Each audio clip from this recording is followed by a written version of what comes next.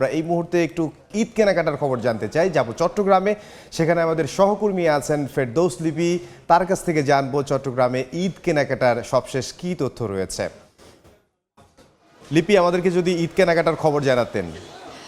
ঈদের কেনাকাটার শেষ দিনগুলোতে কিন্তু রাতভর ক্রেতারা মার্কেটগুলোতে ঘুরে ঘুরে কেনাকাটা করেন। সে কারণে সকাল থেকে দোকানগুলো কিন্তু একটু দেরি করেই খুলে এবং সেই দুপুরবেলার পরে আসলে জমজমাট বেচা কেনা হয়। এবং এই মুহূর্তে আমরা আছি চট্টগ্রামের বিপণী বিতানে, যেটা আসলে নিউ মার্কেট নামে পরিচিত। এবং আপনারা দেখছেন যে বিক্রেতারা কিন্তু মাত্র দোকান খুলছেন, পরিষ্কার করছেন।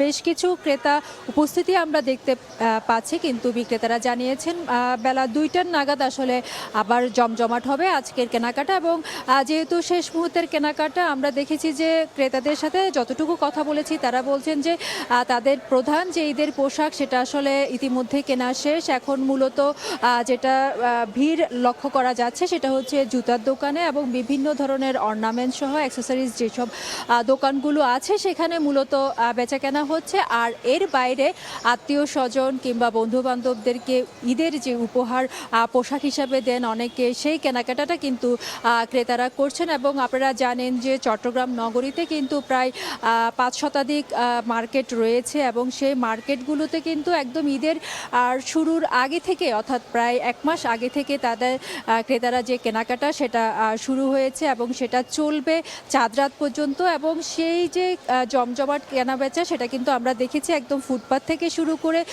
অভিজাত যেসব শপিং মলগুলো আছে সেখানেও কিন্তু কেনাকাটা চলছে। এবং নিরাপত্তা ব্যবস্থা আমরা দেখেছি প্রতিটা মার্কেটগুলোতে যারা মালিক সমিতি আছেন তারা যেমন নিরাপত্তা ব্যবস্থা নিয়েছেন, পাশাপাশি প্রশাসনের পক্ষ থেকেও কিন্তু নিরাপত্তা জোরদার করা হয়েছে। অর্থাৎ শেষ মুহূর্তে যে কেনাকাটা সেটা কিন্তু বলতে পারি যে রাতভর কিন্তু চলে। তো এই ছিল আমার কাছে চট্টগ্রাম থেকে ঈদ কেনাকাটার সর্বশেষ।